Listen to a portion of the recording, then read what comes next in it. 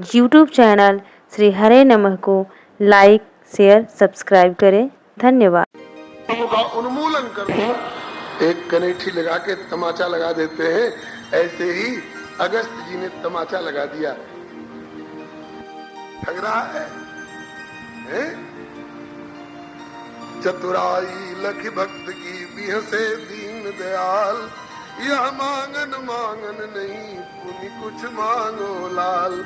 जब तक कुछ तू नहीं मांगेगा, जब तक मैं नहीं दूंगा, तब तक मुझे तसल्ली नहीं होगी। कुछ मांग प्रहलाद, मैं आज्ञा करता हूँ, कुछ मांग।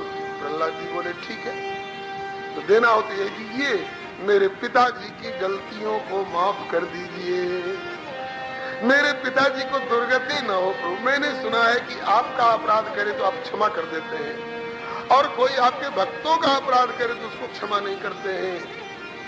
सुन सुरेश रघुनाथ सुभाऊ, निज अपराध रिसाए न काऊ, जो अपराध भगत कर करही, राम रोष पावक सोज रही।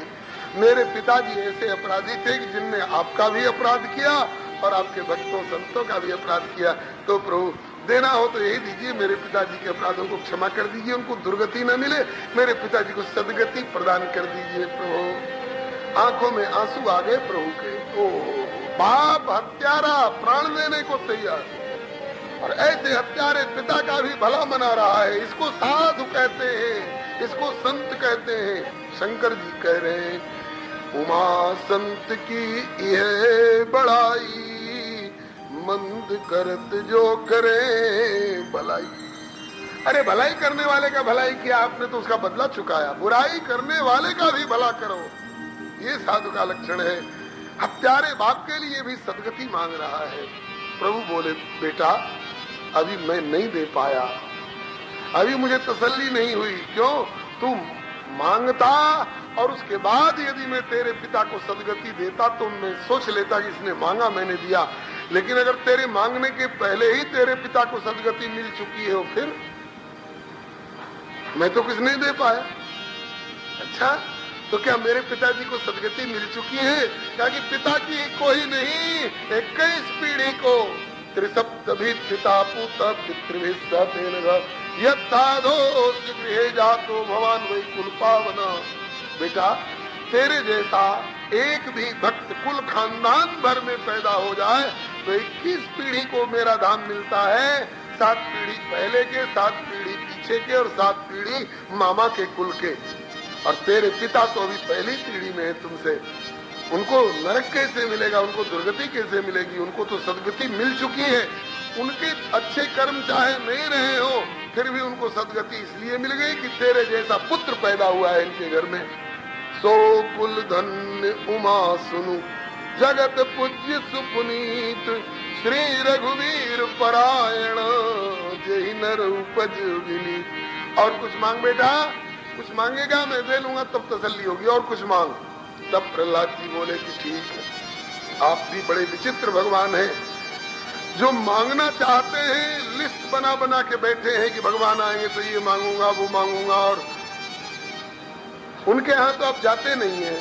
आज जो मांगना नहीं चाहते उसके पीछे पड़े हुए हैं कि कुछ मांग और मांग ले, कुछ और मांग ले। तो देना हो तो एक चीज दीजिए। हाँ हाँ बोल बोल बोल, क्या चाहिए? बोले कि करुणा कर प्रहलाद तब मुदित कहे भरि भाई, पहुंचा वह निज धाम प्रभु ये जग के जीव निकाय। इन भवसागर में डूबते हुए प्राणियों को उबार लीजिए, अपने धाम में ले चलिए। त्रिताप की ज्वाला में जलते हुए इन प्राणियों को उठा लीजिए, अपने धाम में ले चलिए। भगवान बोले ऐसी मर्यादा नहीं है। प्रहलाद जी ने कहा तो फिर बात वापस लीजिए। क्या समझते थे? बच्चा है, कोई टॉफी मांग लेगा, मिठाई मांग लेगा, चना चवेना मांग लेगा। देना हो तो यही दीजिए कि इन प्राणियों को अपने धाम में ले चलिए। भगवान बोले कि आओ बेटा राजगद्दी पर बैठ जाओ। प्रहलाद जी ने कहा कि हम उड़द का भाव पूछ रहे हैं, आप बिनोला का भाव बता रहे हैं। हम कह रहे हैं कि इन प्राणियों को धाम ले चलिए और आप कहते हैं कि आओ राजगद्दी पर बैठो। मैं क्या मांग रहा हूँ, आप क्या दे रहे हैं? दोनों में कोई तालमेल है क्या? भगवान बोले बेटा बहुत बड़ा तालमेल है। मैं ऐसी चीज दे रहा हूँ जिससे कि मेरी सृष्टि की मर्यादा भी रह जाएगी और तेरी मांग भी पूरी हो जाएगी। वो धाम मिलेगा कैसे? बेटा न्याय है, यथा राजा तथा प्रजा। अब तक तेरा बाप राजा बना था जबरदस्ती, नास्तिक, धर्मनिरपेक्ष। तो तेरे पिता जैसे धर्मनिरपेक्ष नास्तिक राजा को पाकर प्रजा में धर्मनिरपेक्षता और नास्तिकता फैल गई थी। धर्मनिरपेक्षों को, नास्तिकों को मेरा धाम नहीं मिला करता है बेटा, मेरा धाम तो मेरे भक्तों को मिलता है। यदि तू चाहता है कि इनको धाम दिलाया जाए इन प्राणियों को, तो इसके लिए जरूरी है कि पहले इनको भक्त बनाया जाए। और प्रजा भक्त कब होगी? तुमको राजगद्दी क्यों दे रहा हूँ? इसलिए भक्त वर तुझका नरपति पाय, भक्त वर तुझका नरपति पाय, प्रजा में भक्ति रहेगी छाय, प्रजा में भक्ति रहेगी छाय, तो जीव को धाम सहज मिल जाए, जीव को धाम सहज मिल जाए। बेटा तुमको राजगद्दी पर इसलिए बिठा रहा हूँ कि तू भक्त तेरे जैसा भक्त राजा बन जाएगा, तो राजा भक्त तो प्रजा भी भक्त हो जाएगी, प्रजा में भक्ति हो जाएगी, और जब भक्ति हो जाएगी तो अपने आप इनको धाम मिला करेगा, दीर्घ काल तक मिलता रहेगा। तेरे नाम पर, तेरे आदर्श चरित्र के प्रभाव से, कथन श्रवण अनुमोदन से मेरा धाम मिलता रहेगा। प्रहलाद जी की आंख में आंसू आ गए। हाय प्रभु, ठीक है, मेरे भक्ति से प्रभावित होकर के इनको तो भक्ति मिल जाएगी, इनको धाम मिल जाएगा, लेकिन मेरा क्या होगा प्रभु? उसी राजगद्दी पर मुझे बिठा रहे हो जिस राजगद्दी पर बैठकर मेरे पिता इतने मदान्ध हो गए थे, आपको भी नहीं पहचानते थे। कहीं उसी राजगद्दी पर बैठ करके और मेरी बुद्धि बिगड़ गई तो कहीं न राज मद दीन कलंकु, प्रभुता पाई काहि मद नहीं। तो प्रभु कहीं मेरी बुद्धि बिगड़ गई तो भगवान बोले कि बेटा मैं यह जानता था कि तू इस राजगद्दी को नहीं स्वीकार करेगा, क्योंकि इस पर हिरण्यकशिपु जैसा अत्याचारी कभी बैठा हुआ है, इसलिए तू इस राजगद्दी पर बैठना पसंद नहीं करेगा। लेकिन प्रजा की भलाई के लिए तेरे जैसा भक्त राजा देना जरूरी था, इसीलिए देख मैंने मारा था तेरे बाप को चौखट पर, देहरी पर बैठ करके, और आकर वरदान दे रहा हूँ इसी राजगद्दी पर बैठ करके। अब मैं राजगद्दी पर बैठ चुका हूँ, तो जिस पर मैं बैठ गया हूँ अब इसका विकार दूर हो गया। अब ये कोरी राजगद्दी नहीं रही, अब ये मेरी प्रसादी राजगद्दी हो गई। प्रसादे सर्व दुखानाम हानिरस्योपजायते, मैं प्रसन्नता पूर्वक तुमको दे रहा हूँ। ठीक है, वह संपत्ति बुद्धि को बिगाड़ती है, जो किसी का खून चूस करके अत्याचार पूर्वक, उत्पीड़न पूर्वक जो कमाया गया है वो बुद्धि को बिगाड़ने वाली संपत्ति हो सकती है। लेकिन मैं स्वयं जिसे प्रसाद रूप में कृपा पूर्वक प्रदान करता हूँ वो बुद्धि को बिगाड़ने वाला नहीं होता है। आओ राजगद्दी पर बैठ, क्या प्रजा की भलाई के लिए तुझे मैं अपनी इच्छा से राजगद्दी दे रहा हूँ, बोल मेरी आज्ञा का उल्लंघन करेगा? उल्लंघन कैसे करते? कहा कि प्रभु रुख लखी प्रहलाद तब दीन हो स्वीकृति मौन, जो कुछ प्रभु निश्चय किए उसे मिटावे कौन। राज दे प्रहलाद को प्रभु हो गए अंतर्धान, भक्त भक्ति भगवंत की महिमा बड़ी महान। शिव बिरंच इंद्रादि सुर गावत चरित उदार, भक्त सहित भगवान की सब बोलो जय जयकार। श्री नृसिंह भगवान की जय, श्री प्रहलाद जी महाराज की जय, इनकी मैया कयाधु देवी की जय, इनके गुरुदेव श्री नारद बाबा की जय, जगत गुरु श्री शंकराचार्य भगवान की जय, श्री चक्र जी महाराज की जय, श्री सर्व संत वैष्णव भगवान की जय। इस प्रकार से लगभग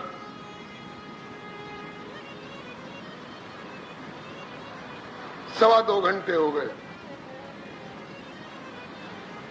जिस चरित्र को कहने में हमें सवा 2 घंटे लग गए, गोस्वामी श्री तुलसीदास जी ने 2.25 घंटे हो गए कि पौने 2 घंटे जिस प्रसंग को 2.25 घंटे में हम लोग कह पाए, सुन पाए, इस पूरे प्रसंग को गोस्वामी जी ने एक अर्धाली में, 2 अर्धाली में कह दिया। गा लीजिए। ताकि नाम जपत प्रभु की प्रसाद, नाम जपत प्रभु की प्रसाद,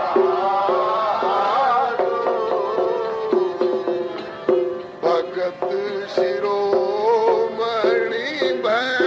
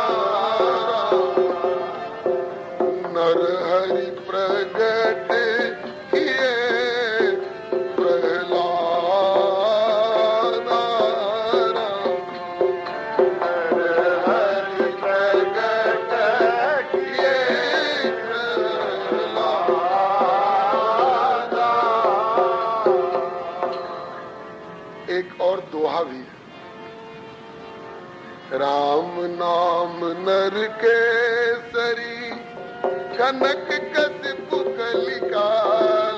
सिया राम नाम नर केसरी, कनक कसिप कलिकाल। जापक जन प्रहलाद जिनी, पाली दलि सुरसाल। जापक जन प्रहलाद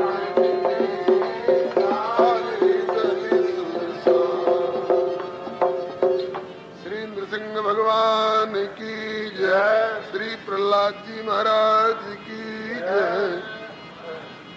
इस प्रकार से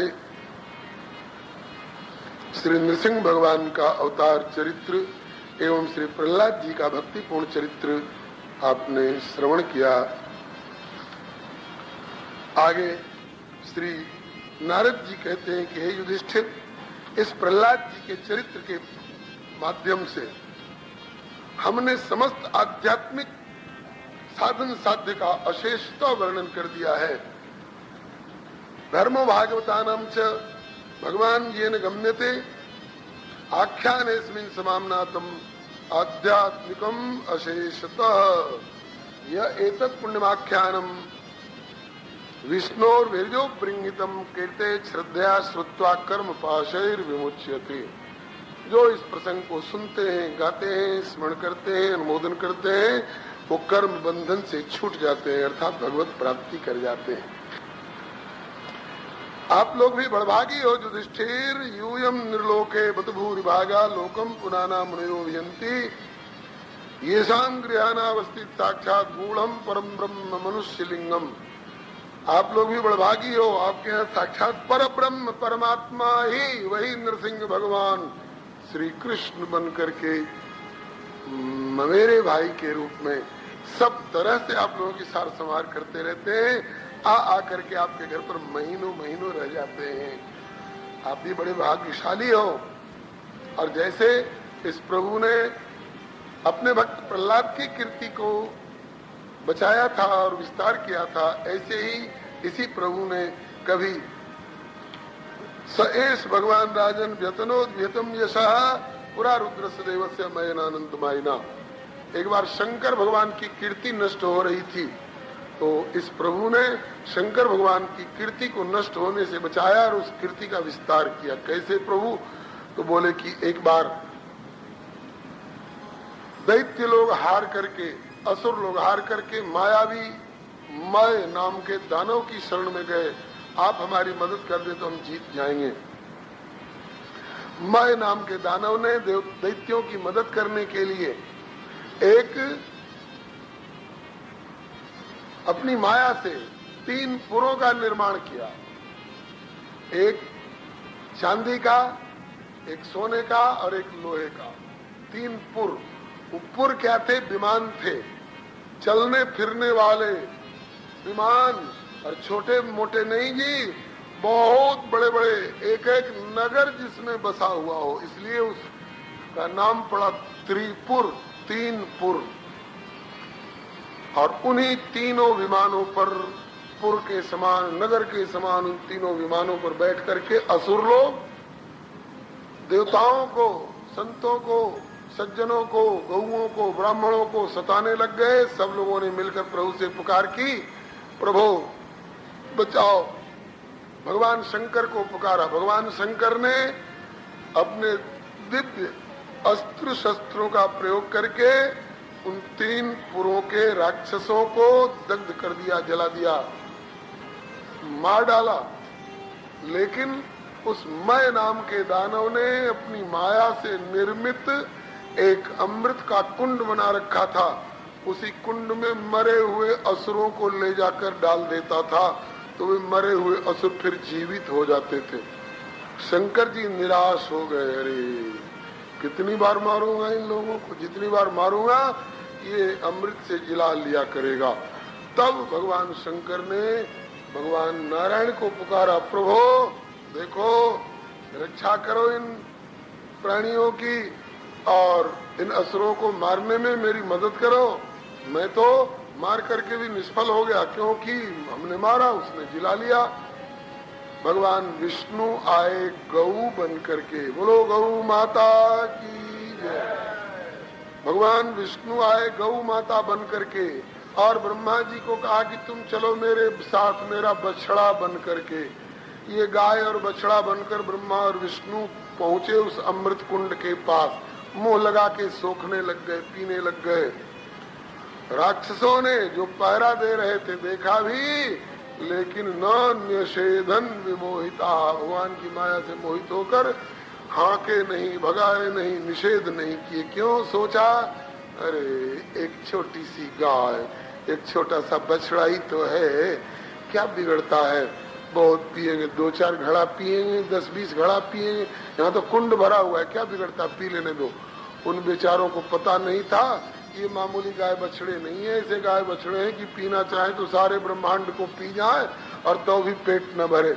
भुवनेश्वर काल होकर काला, मृत्युर यस्योपसेचनम, काल को भी जो चटनी बना के चाट जाने वाला है। नहीं समझ पाए, इन्होंने दोनों ने मिलकर, ब्रह्मा विष्णु ने गाय और बछड़ा बनकर के सारा अमृत पी लिया। पी ही नहीं लिया, जीभ से चाट पोंछ कर एकदम, जैसे पोछा लगाते हैं ना लोग घर में, एकदम साफ कर दिया और एक बूंद अमृत नहीं छोड़ा। फिर शंकर जी को इशारा किया कि अब आप अपने अस्त्र शस्त्रों का प्रयोग करके इन जगत को सताने वाले धर्म निरपेक्ष असुरों को नष्ट करिए, अब ये पुनर्जीवित नहीं होने पाएंगे। तब जाकर के शंकर जी ने अभिजित मुहूर्त में सन्नद्धो रथमास्थाय शरम धनुरूपादे शरम धनुषंदाय मूर्ते विस्तीश्वरः तदातेन दुर्विद्याहरो त्रिपुरो नृप दिविदुन्दुभयो ने दुर्विमान सत्संकुलः। शंकर जी ने अपने दिव्य धनुष के ऊपर बाण का संधान करके और उनसे तीनों पुरों को नष्ट कर दिया। देवताओं ने फूलों की वर्षा करी, जय जयकार करी, बोलो श्री शंकर भगवान की जय। उसी समय से शंकर जी का नाम पड़ गया त्रिपुरारी। 3 पुरों के अरि मने शत्रु, 3 पुरों को नष्ट करने वाले त्रिपुरारी। बोलो श्री त्रिपुरारी भगवान की जय। इस प्रकार से भगवान नारायण ने भगवान शंकर की कीर्ति की रक्षा की और विस्तार किया। अपरम बदामी किम, और क्या सुनाऊं, बोलो क्या सुनना चाहते हैं। तब श्री युधिष्ठिर जी बोले कि भगवान स्रोत मिच्छा में नृणाम धर्मम सनातनम वर्णाश्रमाचार्यतम यत्मान विन्दते परम। मैं वर्णाश्रम से युक्त जो सनातन धर्म है इसका वर्णन सुनना चाहता हूँ। सनातन धर्म की लोग बड़ी बड़ाई करते हैं ये सनातन धर्म, सनातन धर्म, सनातन धर्म क्या चीज है, यही मैं जानना चाहता हूँ। यहाँ प्राय सभी सनातन धर्मावलंबी बैठे हुए हैं। सनातन धर्म किसको कहते हैं, इसके लक्षण सुनिए। श्री नारद बाबा युधिष्ठिर जी को सुना रहे हैं।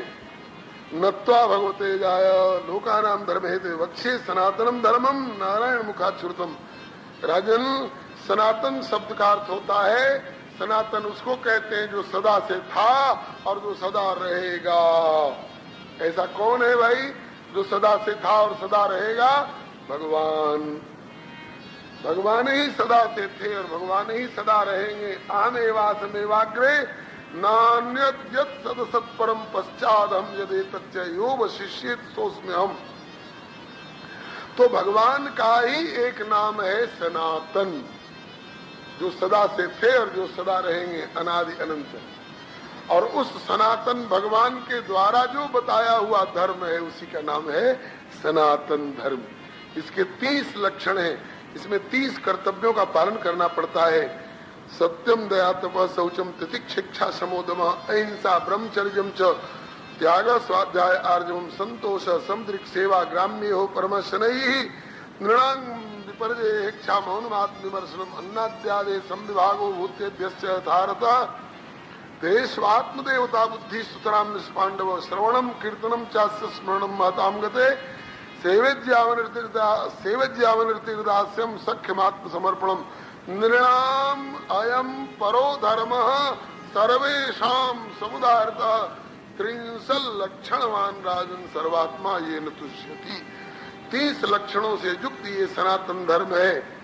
इसमें सत्य का पालन पहला लक्षण है। सत्य का व्यवहार सबको रखना चाहिए। और कहते हैं कि नृणाम अयम परो धर्म सर्वेषां समुदायता, मनुष्य मात्र का यह धर्म है, समस्त मनुष्य मात्र का। ऐसा न समझ लेना कि किसी खास देश के रहने वाले और किसी खास समुदाय के लोगों का ये संकुचित धर्म है। मानव मात्र का धर्म है, कर्तव्य है। पहला कर्तव्य सत्यम, सत्य का व्यवहार रखना। दूसरा तपः, धर्म के नाम पर प्राप्त भोगों का परित्याग करके कष्ट सहना, तप है। शौचम, बाहरी भीतरी पवित्रता रखना।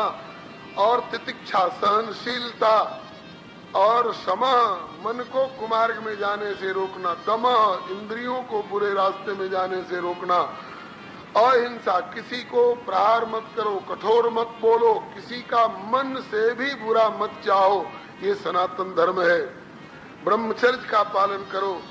आपको आपके व्यवहार से ज्यादा वस्तु अगर है, 100 में काम चलता हो, आपको 1000 हो, लाख हो, तो अपनी जरूरत से ज्यादा को और दिन दुखियों में वितरण करो।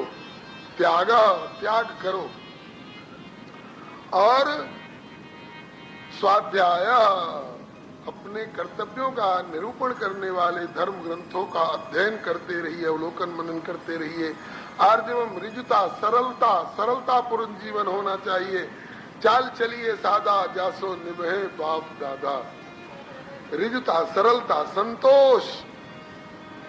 जो कुछ मिल जाए, जितना मिल जाए उतने ही से गुजारा करना सीखो। ज्यादा के लिए अगर लालच करोगे तो रिश्वतखोरी बेईमानी में पड़नी पड़ेगी। काहे को? अरे जो मिल जाए, सूती कपड़ा मिल जाए तो उसी से गुजारा कर लो। काठ की खड़ाऊ मिल जाए उसी से गुजारा कर लो। नमक रोटी मिल जाए उसी से गुजारा करो। उसको संतोष कहते हैं। समुद्रिक, सब में समान भाव। अपने पराये का भेद रख करके किसी के मन में भेद पैदा मत करो। ये नहीं कि ये मेरा बेटा है इसलिए इसको बड़ा गन्ना दे दो और ये मेरे भाई का बेटा है इसको छोटा गन्ना दे दो। हाँ, समदर्शिता होनी चाहिए। अपने पराये में भेद मत रखो। और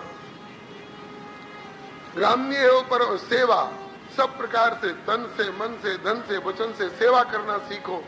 ग्राम्य हो परमश नहीं, संसारी इच्छाओं से धीरे धीरे किनारे होते चलो। रसरस सुख सरिस्तर पानी, ममता त्याग करें जिन ज्ञानी। और मौनम, श्री हरे नमः। ग्राम्य हो परमश नहीं, नृणाम विपर्जय इच्छा। हम जो कुछ कमाने बटोरने के फेर में लगे हुए हैं, यह टिकाऊ नहीं है, नश्वर है। तो नश्वर के पीछे काहे को हम अपना जीवन बर्बाद करें।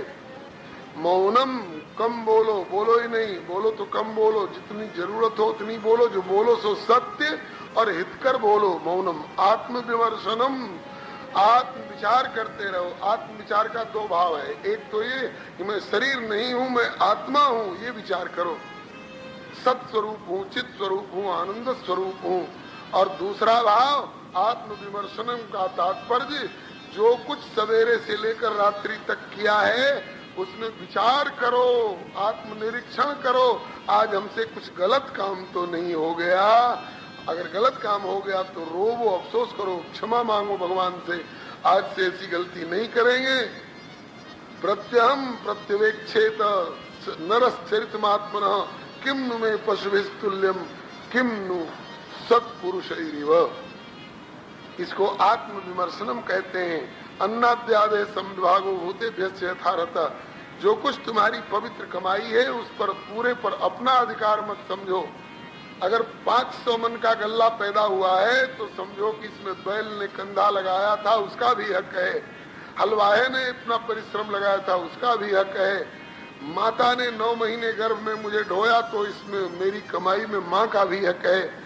पिता ने जिंदगी भर की संपत्ति अपनी हमारे नाम से कर दी है तो पिता का भी इसमें हक है।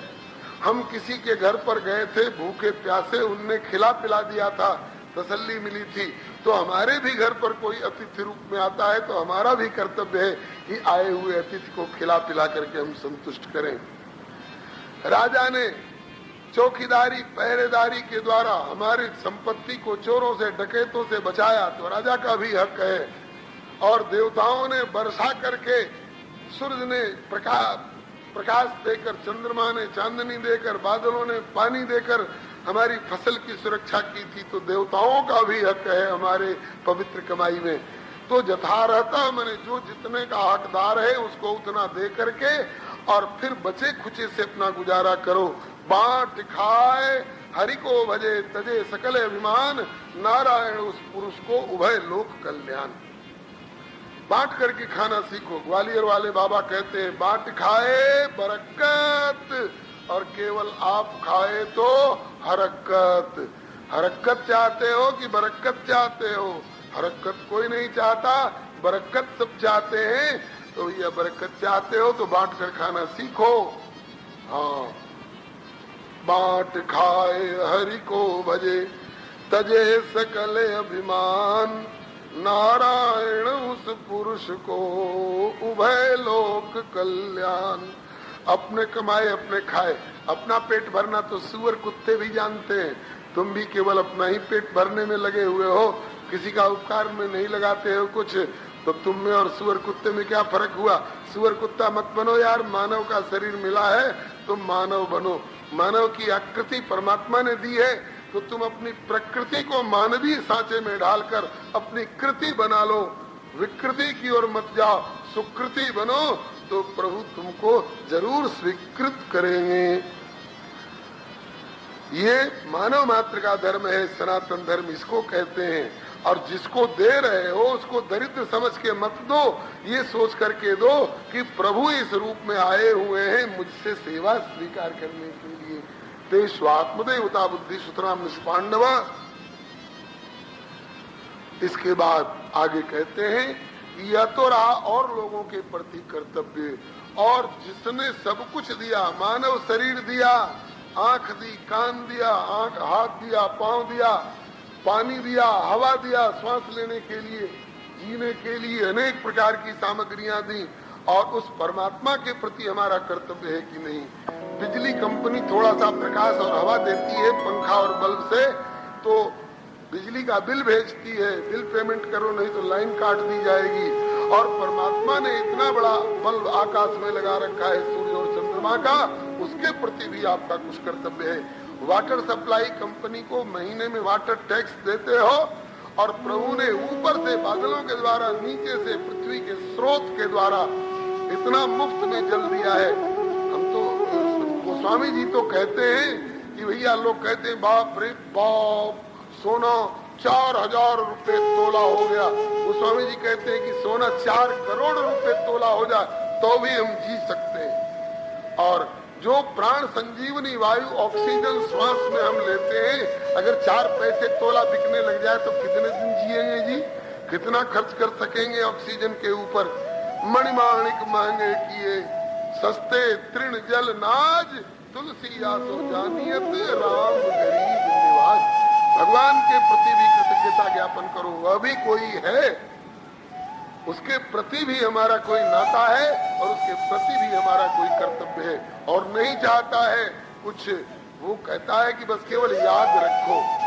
अब गृह जाओ सखा सब भजे मोहि दृढ़ नेम, सदा सर्वगत जान, सदा सर्वगत सर्वहित जान करे अति प्रेम। इस प्रकार से भगवान के प्रति नवधा भक्ति का उपदेश, ये भी सनातन धर्म का ही एक अंग है। श्रवणम कीर्तनम चास्य स्मरणम महताम गते सेवित यावन तीर्दास्यम सख्यमात्म समर्पणम निराम अयम परो धर्म। प्राणी मात्र का ये परम धर्म है। 5:30 बज चुके हैं, इसलिए आज कथा यही विश्राम ले रही है। कल इस वर्णाश्रम धर्म के, इस सनातन धर्म के अंतर्गत जो वर्णाश्रम धर्म है उसका वर्णन, और फिर 8वें स्कंद में मनवंतरों का यूट्यूब चैनल श्री हरे नमः को लाइक शेयर सब्सक्राइब करें। धन्यवाद। का वर्णन, वामन भगवान का प्रादुर्भाव और बलि महाराज के यहाँ 3 पृथ्वी की याचना, और इसके बाद मत्स्य अवतार भगवान का चरित्र, इसके बाद सूर्य वंश में भगवान श्री रामचंद्र जी का चरित्र, और चंद्रवंश में भगवान श्री कृष्ण चंद्र जी का चरित्र। भाई चरित्र बहुत है, समय सीमित है, कोशिश तो हो रही है श्री महाराज जी की कृपा से कि ठिकाने पर समय से पहुंचे, लेकिन प्रभु की जैसी इच्छा जहाँ तक पहुंच जाएंगे। जो कथा व्याख्या रूप में हो जाएगी वैयासिक शैली में होगी, और जो रह जाएगी सामासिक शैली में संक्षेप में निवेदन की जाएगी। भगवान का नाम लीजिए। श्री कृष्ण गोविंद हरे मुरारी,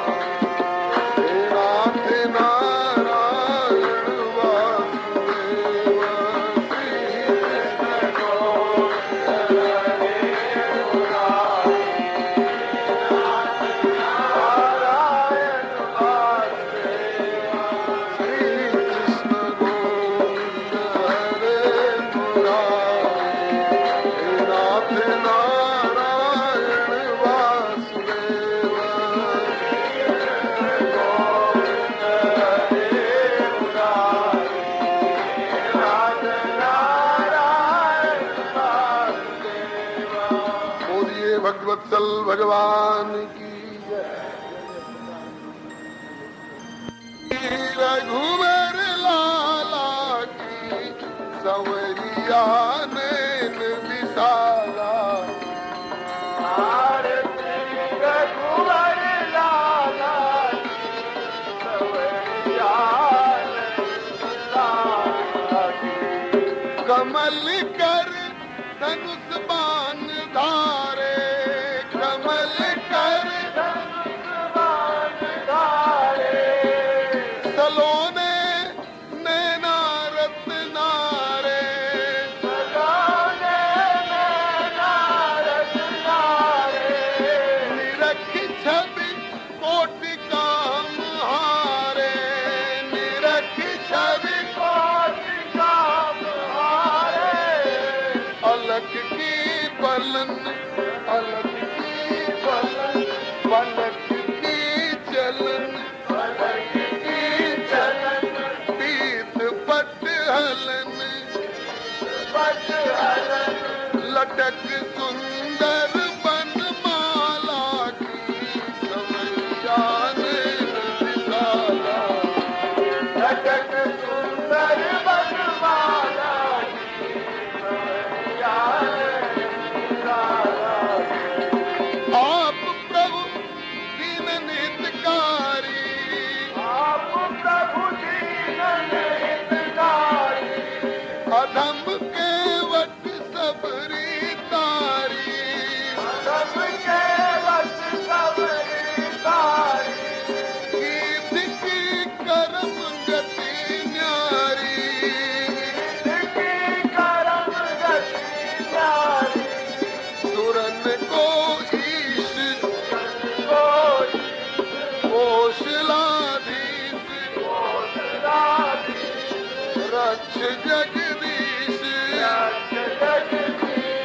शंभु सुहृदय सुख पाला की संवरिया नैन विशाला की शंभु सुहृदय सुख पाला की संवरिया नैन विशाला की संग सिय शोभा की खानी संग सिय शोभा की खानी विराजे जगत जननी रानी विराजे जगत जननी रानी प्रेम भक्ति रस की दानी प्रेम भक्ति रस की दानी भरत से वीर भरत से वीर लखन रणधीर लखन रणधीर प्रजा की धीर प्रजा की शत्रुघ्न रूप रसाला की संवरिया नैन विशाला की शत्रुघ्न रूप रसाला की संवरिया नैन विशाला की चरण चापत अंजनी के लाल चरण चापत अंजनी के लाल प्रेम रस बाटत दीन दयाल प्रेम रस बाटत दीन दयाल बरस रही पुष्पों की जयमाल बरस रही पुष्पों की जयमाल सदा सुख करन सदा सुख करन भक्त भय हरन भक्त भय हरन हरि ले शरण जानकी नाथ कृपाला की संवरिया नैन विशाला की जानकी नाथ कृपाला की संवरिया नैन विशाला की आरती रघुवर लाला की संवरिया नैन विशाला की आरती रघुवर लाला की जय सीताराम सीताराम सीताराम जय सीताराम जय सीताराम सीताराम सीताराम सीताराम जय राधे श्याम राधे श्याम राधे श्याम जय राधे श्याम जय राधे श्याम राधे श्याम राधे श्याम जय सीताराम सीताराम सीताराम सीताराम जय राधे श्याम राधे श्याम राधे श्याम राधे श्याम जय सीताराम सीताराम जय राधे श्याम राधे श्याम जय सीताराम सीताराम सीताराम जय सीताराम जय सीताराम सीताराम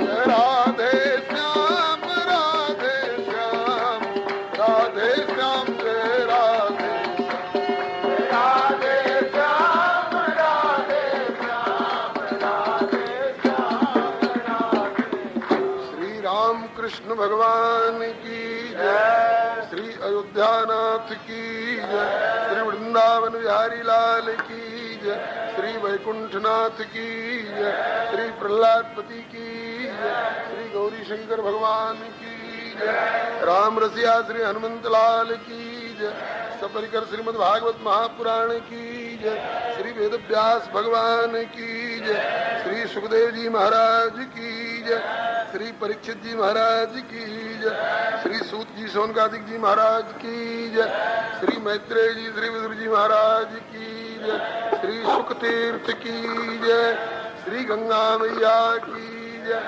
श्री महाराज जी की जय श्री चक्र जी महाराज की जय इनके लाडले की जय इनके दादा की जय इनके पुण्य स्मृति महोत्सव की जय अपने अपने श्री गुरु गोविंद की जय श्री राम जन्मभूमि की जय, श्री कृष्ण जन्म स्थान की जय, श्री काशी विश्वनाथ की जय, श्री सनातन धर्म की जय, श्री गौ माता की जय, श्री भारत माता की जय, श्री सर्व संत वैष्णव भगवान की जय। जय जय श्री सीताराम, जय जय श्री राधे श्याम, हर हर महादेव।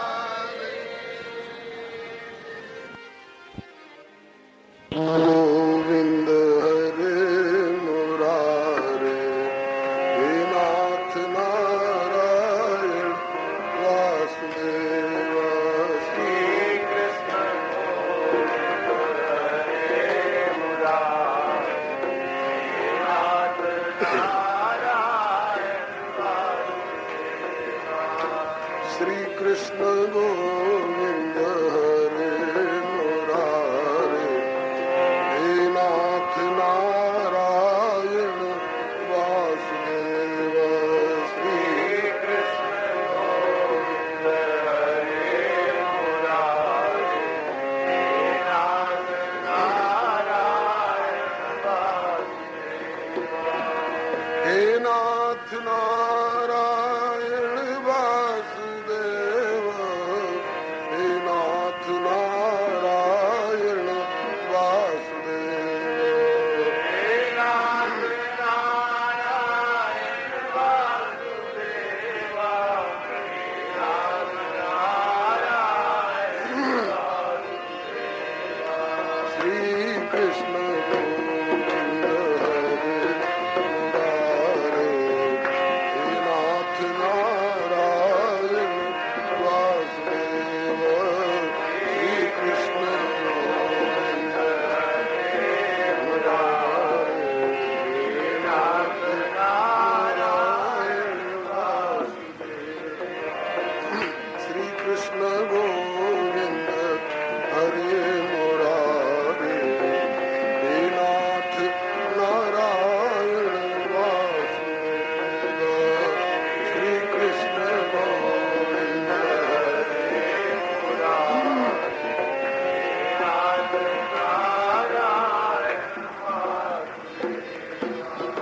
बोलिए प्रेम से श्री भक्ति भक्त भगवान की जय, श्री गुरुदेव भगवान की जय, श्री आचार्य चरण की जय, श्री भगवन नाम संकीर्तन की जय, राम रसिया श्री हनुमंत लाल की जय, समस्त परिकर श्रीमद् भागवत महापुराण की जय, श्री वेद व्यास भगवान की जय, श्री सुखदेव जी महाराज की जय, श्री परीक्षित जी महाराज की जय, श्री सूत जी शौनकादिक जी महाराज की जय, श्री मैत्रेय जी श्री विदुर जी महाराज की जय, श्री द्वादश भागवताचार्य की जय, श्री चतुसंप्रदायाचार्य की जय, अपने अपने श्री गुरु गोविंद की जय, श्री जगत गुरु श्री शंकराचार्य भगवान की जय, श्री बद्री विशाल भगवान की जय, श्री शुकतीर्थ की जय, श्री गंगा मैया की जय, श्री चक्र जी महाराज की जय, इनके लाडले कन्नू की जय, इनके हनुमान दादा की जय, इनके पुण्य स्मृति महोत्सव की जय, श्री सर्व संत वैष्णव भगवान की जय। श्री हरि शरणं मम, श्री हरि गुरु वैष्णव चरण कमलेभ्यो नमः। ओम नमः परमहंसास्वादित चरण कमल चिन्मकरंदाय भक्तजनमानस निवासाय श्रीरामचंद्राय विश्वसर्ग विसर्गादिनवलक्षण लक्षितं श्रीकृष्णाख्यं परम धाम जगद्धाम नमामि तत्। वागीशाय वदने लक्ष्मीर्यस्य च वक्षसि यस्यास्ते हृदये संवित्तं नृसिंहं भजे। श्रीरामं राम भक्तिं च राम भक्तां तथा गुरून् वाक्काय मनसा प्रेम्णा प्रणमामि पुनः पुनः।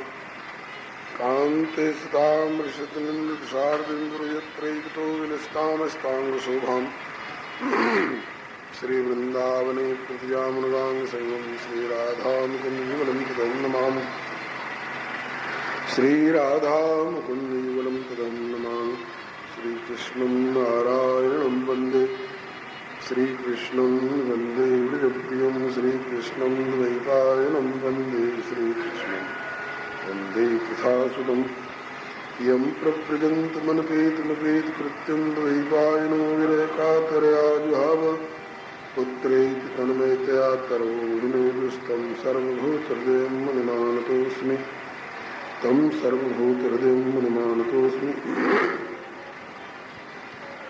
यस्वानुभावमखिलश्रुतिसारमेकम् अध्यात्मदीपमत्तेष्टान्तमोन्धम् संसारिणां करुणया पुराणगुह्यं तं व्याससूनुमुपयामि गुरुमुनीनां तं व्याससूनुमुपयामि गुरुमुनीनाम् प्रह्लाद नारद पराशर पुंडरीक व्यासाम्बरीश शौनक भीष्मदालभ्याम रुक्मांगदार्जुन वशिष्ठ विभीषणादीन् पुण्यानुमान परम भागवतान् नमामि भवानी शंकरो वंदे श्रद्धा विश्वासरूपिणो याभ्यां गुणान् पश्यन्ति सिद्धा स्वान्तस्थमीश्वरम् वंदे बोधमयं नित्यं गुरुं शंकरोऽर्जुनं यमाश्रितो हिमकोटिचन्द्रः सर्वत्र वन्द्यते श्री सीताराम गुणग्राम पुण्यारण्यविहारिणो वंदे विशुद्ध विज्ञानो कवीश्वर कपीश्वरो अतुलित बलधामं हेम शैलावदेहं दनुजवनकृशानं ज्ञानिनामग्रगण्यं सकल गुणनिधानं वानराणामधीशं रघुपतिभक्तं वातजातं नमामि कूजन्तं राम रामेति मधुरं मधुराक्षरम् आरुह्य कविताशाखां वन्दे वाल्मीकिकोकिलं नारायणं नमस्कृत्य नरं चैव नरोत्तमं देवीं सरस्वतीं व्यासं ततो जयमुदीरयेत् जय जय भक्त भक्ति भगवंत गुरु चतुर्नाम बपुए किनके पदवंदन किए नाशय विघ्नने प्रणो पवन कुमार खलवन पावक ज्ञान घन या हृदय आधार रसोई राम शरचापधर श्री गिरिजापति गिरिजा गणेश शेष शारद सुति व्यास वाल्मीकि पद पंकज निध्याओं में द्वादश भागवताचार्य चतु संप्रदायाचार्य शंकराचार्य को सपरिकर मनाऊं में तुलसी कबीर सूरनाभा प्रियादास मीरा श्री नानक चैतन्य जू को वैकुंठनाथ की जय श्री प्रहलाद पति की जय श्री गौरी शंकर भगवान की जय राम रसिया श्री हनुमंत लाल की जय समस्त सपरिकर श्रीमद् भागवत महापुराण की जय श्री वेद व्यास भगवान की जय श्री सुखदेव जी महाराज की जय श्री परीक्षित जी महाराज की जय श्री सूत जी शौनकादिक जी महाराज की जय श्री मैत्री जी श्री बुद्ध जी महाराज की जय श्री सर्वसंत वैष्णव भगवान की जय निगमकल्पतरोर्गलितं फलं सुखमुखादमृतद्रवसंयुतं पिबत भागवतं रसमालयं मुहुरहो रसिका भुवि भावुकाः। आज श्री प्रभु कृपा से श्रीमद् भागवत महापुराण कथा सत्र का अष्टम दिवस है। श्री प्रभु कृपा से पूर्वाह्न की बैठक में कथा प्रारंभ होने जा रही है। आप लोग अपने अपने स्थान पर शांति पूर्वक विराजमान रहकर समाहित चित्त से कथा का श्रवण करें। श्री प्रभु कृपा से पूर्व प्रसंग में आपने सप्तम स्कंध में श्री भक्तवर प्रहलाद जी का चरित्र एवं श्री नृसिंह भगवान की अवतार कथा का श्रवण किए। तत्पश्चात देव ऋषि श्री नारद जी ने श्री युधिष्ठिर जी की जिज्ञासा पर सनातन धर्म का वर्णन करके सुनाया, जो 30 लक्षणों से युक्त है। इन 30 कर्तव्यों का पालन करना प्रत्येक प्राणी मानव मात्र का धर्म है। वो किसी भी देश के रहने वाले हो, किसी भी समुदाय के हो। ऐसा न समझ लीजिएगा कि सनातन धर्म किसी खास देश और किसी खास समुदाय के लोगों का ही धर्म है। मानव मात्र का, किसी देश, किसी काल और किसी समुदाय के हों, किसी जाति के हों, सनातन धर्म सबका धर्म है। इसके 30 लक्षण जो बताए गए थे वो आपने श्रवण किए। सत्य का पालन, दया का व्यवहार, तप, शौच, तितिक्षा, शम, दम, अहिंसा, ब्रह्मचर्य, त्याग, स्वाध्याय, सरलता, संतोष, समदर्शिता, सेवा, सांसारिक इच्छाओं से उपराम होना और मोक्ष धर्म की ओर रति करना, कम बोलना, हितकर बोलना, आत्म निरीक्षण, आत्म विचार, अपनी कमाई का भाग यथा योग्य बंटवारा करके खिलाकर खाना सीखिए और जिनको दीजिए उनको दरिद्र समझ करके मत दीजिए। समझिए कि प्रभु इस रूप में सेवा हमसे स्वीकार कर रहे हैं कृपा पूर्वक। भगवान के प्रति नवधा भक्ति, ये सब सनातन धर्म के अंतर्गत आता है। एक ही व्यक्ति चाहे कि जीवन की हर आवश्यकताओं की पूर्ति कर लूं, संभव नहीं है।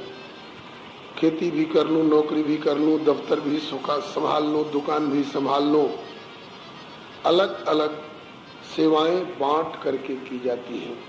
इसलिए प्रभु ने गुण भेद से, जन्म कर्म भेद से समाज को 4 भागों में बांटा, ब्राह्मण, क्षत्रिय, वैश्य, शूद्र, जिसको 4 वर्ण कहते हैं। ब्राह्मण भाग ज्ञान अर्जन करके औरों को ज्ञान देना, क्षत्रिय भाग पूरे समाज की सुरक्षा की जिम्मेवारी रखना, वैश्य विभाग सारे इतर वर्णों का अपने अतिरिक्त संपत्ति के द्वारा पोषण विभाग, और शूद्र इन तीनों वर्णों की शारीरिक सेवा के द्वारा इन्हें प्रसन्न रखे।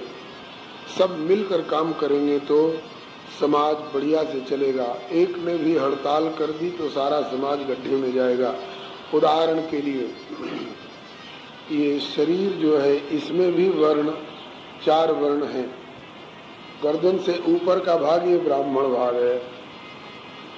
यही आंख के द्वारा, कान के द्वारा, वाणी के द्वारा, बुद्धि के द्वारा ज्ञान अर्जन करके सारे शरीर को मार्गदर्शन करता है। इसी तरह से ब्राह्मण सारे समाज का पथ प्रदर्शक है और ये शिक्षक है, और भुजा भाग जो है ये रक्षक है, ये क्षत्रिय है। शरीर के किसी अंग पर चोट आएगी, भुजा ही आगे बढ़ करके रक्षा करेगी। गर्दन से नीचे और घुटने से ऊपर का भाग ये वैश्य भाग है। अन्न, जल, फल, फूल, दूध इत्यादि संग्रह करके और सारे शरीर को रक्त का संचार करके सबको पोषण करना, ये वैश्य भाग है। और घुटने से नीचे वाला भाग जो है ये शूद्र भाग है। और ये मत समझिएगा कि सबसे नीचे है, सबको ढोता है इसलिए यह उपेक्षा का पात्र हो गया। नहीं, भगवान नारायण ने स्वयं सबके चरणों पर अपना निवास बनाया है। विष्णु भगवान ही चरण के अधिष्ठाता देवता हैं। क्यों? बोले इस चरण सबकी सेवा करता है, इसलिए मुझको सेवक बहुत प्यारा लगता है। से सबके प्रिय सेवक यह नीति, मोरे अधिक दास पर प्रीति। नेत्र पर सूर्य ने अधिष्ठान बनाया, मन पर चंद्रमा ने अधिष्ठान बनाया, लेकिन विष्णु भगवान ने चरण पर अपना अधिष्ठान बनाया। मैं सबके चरण पर निवास करूंगा। आपने कभी सोचा है किसी को भी प्रणाम करते हैं तो चरण में ही क्यों प्रणाम करते हैं? चरण शूद्र भाग है, लेकिन चरण में ही प्रणाम क्यों करते हैं? इसलिए कि चरण के अधिष्ठाता विष्णु भगवान है। और किसी के गधे के चरण में भी प्रणाम करेंगे तो वह प्रणाम भगवान विष्णु को प्राप्त होगा, और विष्णु को प्राप्त होने से विश्व के अणु परमाणु को प्राप्त हो जाएगा। इस प्रकार से 4 वर्ण की व्यवस्था करी। गुरुदेव प्रकारांतर से समझाया करते थे कि ब्राह्मणों का समाज इकट्ठा होगा तो उसमें सर्वश्रेष्ठ कौन माना जाएगा? जो धनवान हो ना। ब्राह्मण की प्रतिष्ठा धन से नहीं। ब्राह्मणों का समाज इकट्ठा होगा तो सर्वश्रेष्ठ वह माना जाएगा जो सर्वाधिक ज्ञानवान हो। क्षत्रियों का समाज इकट्ठा होगा तो सर्वश्रेष्ठ वो माना जाएगा जो सबसे अधिक पराक्रमशाली हो और अपने पराक्रम से न्याय पूर्वक प्रजा की रक्षा करना जानता हो। पुत्रवत जो प्रजा का पालन करना जानता हो वह क्षत्रिय प्रतिष्ठा पाएगा क्षत्रिय समाज में। वैश्यों का समाज इकट्ठा होगा तो सर्वश्रेष्ठ वो माना जाएगा जिसने अपने जीवन में सच्चाई से, ईमानदारी से खेती, गोरक्षा, व्यापार इत्यादि के द्वारा अधिक से अधिक धन संग्रह करके जो धनाढ्य होगा, और धनाढ्य में कंजूस हो तब नहीं, धनाढ्य हो करके परोपकार करना जानता हो, कहीं धर्मशाला, कहीं अनाथालय, कहीं विद्यालय, कहीं औषधालय बनवाकर सबका पोषण कार्य करे, वो वैश्य श्रेष्ठ माना जाएगा। शूद्रों का समाज इकट्ठा होगा, सर्वश्रेष्ठ वह माना जाएगा जिसने अपने अधिकतर जीवन काल में अधिक उम्र तक इन तीनों वर्णों की सेवा करके और इनका स्नेह प्राप्त किया हो। और चारों का समाज इकट्ठा होगा तो कौन श्रेष्ठ माना जाएगा? जिसमें भगवान की भक्ति हो, वो चाहे ब्राह्मण हो, चाहे क्षत्रिय हो, चाहे वैश्य हो, चाहे शूद्र हो, स्त्री हो, पुरुष हो, धनी हो, गरीब हो, भगवान की भक्ति जिसमें होगी वो सर्वश्रेष्ठ माना जाएगा। भगतिवंत अति नीच प्राणी, मोहि प्राण प्रिय असि मम बानी, और भगतहीन बिरंच किन होई, सब जीवों सम प्रिय मोहि सोई। ये सनातन धर्म की व्याख्या है। और ये तो रहा पूरे समाज का चार बंटवारा। अब हर व्यक्ति के जीवन का चार बंटवारा किया गया है, उसको चार आश्रम कहते हैं। बचपन में जब से होश संभाला तब से विद्यार्थी जीवन ये ब्रह्मचर्य अवस्था है। गुरुकुल में निवास करके, भोगों का परित्याग करके, गुरु जी की सेवा पूर्वक अनुशासन में रह करके विद्या का की प्राप्ति करें। और यदि वहीं से पूर्ण वैराग्य हो जाए संसार से तो यद हरे विरजेत तद हरे प्रव्रजेत, वहीं से संन्यास ले सकते हैं। यदि गृहस्थाश्रम में प्रवेश करने की इच्छा हो तो अपने कुल के अनुरूप कन्या से विवाह करके और गृहस्थी को चलावे। आजकल अंतर जातीय विवाह पर जोर देते हुए लोग कहते हैं कि वही रक्त उनके शरीर में, वही रक्त उनके शरीर में भी है। क्या फर्क पड़ेगा अंतरजातीय विवाह हो तो? श्री ठाकुर जी कहते हैं कि बहुत अंतर पड़ेगा भाई, सब खून एक तरह का नहीं होता है, ब्लड में भी ग्रुपिंग होती है। ए ग्रुप का ब्लड जिसका होगा उस रोगी को ए ग्रुप का ही ब्लड चढ़ाया जाएगा, उसमें डी ग्रुप का ब्लड चढ़ा दिया जाएगा तो खून भी नष्ट हो जाएगा, उसका प्राणांत भी होगा। इसलिए इसका भी विचार करके ही विधान किया गया है। और गृहस्थी में आने पर केवल हम विषयों के भोग में ही लगे रहे तब हम भगवान की कृपा नहीं प्राप्त करेंगे, बल्कि गृहस्थाश्रम में आवे तो चार सेवाएं जरूर होनी चाहिए। पहली सेवा घर में ठाकुर सेवा जरूर होनी चाहिए, नहीं तो वो घर श्मशान माना जाएगा। जिस घर में भगवान की सेवा पूजा नहीं है वो घर श्मशान है। श्री कबीर बाबा कहते हैं यही घर साधु न से ये हरि की पूजा नाहि, ते घर मरघट सारिखे भूत बसे तिन माहि। घर गृहस्थी में ठाकुर सेवा जरूर होनी चाहिए। वो चाहे गृहस्थ का घर हो, चाहे विरक्त की कुटिया हो, पेड़ के नीचे रहते हैं तो भले बंधन न हो, लेकिन जब छाया छप्पर में रहने लगे तो ठाकुर सेवा जरूर होनी चाहिए। गृहस्थाश्रम में माता पिता की सेवा का बहुत बड़ा महत्व है। जो माता पिता की सेवा करते हैं और माता पिता जिनकी सेवा से संतुष्ट होते हैं उनसे साक्षात लक्ष्मी नारायण भगवान संतुष्ट होते हैं। माता पिता की सेवा माने भगवान की सेवा। मातृदेवो भव पितृदेवो भव, यहीं से श्रुति भगवती हम लोगों को शिक्षा देना प्रारंभ करती है। आचार्य देवो भव। और गृहस्थाश्रम में तीसरी सेवा अतिथि सेवा, अभ्यागत की सेवा जरूर होनी चाहिए। तुलसी इस संसार में सब सो मिलिए धाय, ना जाने किस वेश में नारायण मिलिया।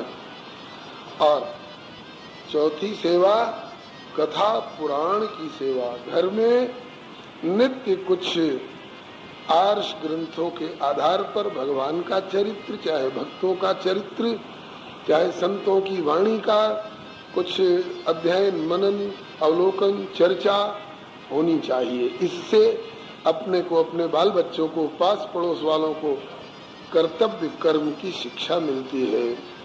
राम जी सब जानते हैं, फिर भी कथा पुराण सुनते हैं। वेद पुराण वशिष्ठ बखाने, सुने राम यद्यप सब जाने।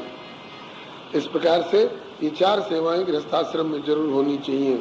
और गृहस्थी को अपनी नहीं मानना चाहिए। जैसे किसी बैंक का कैशियर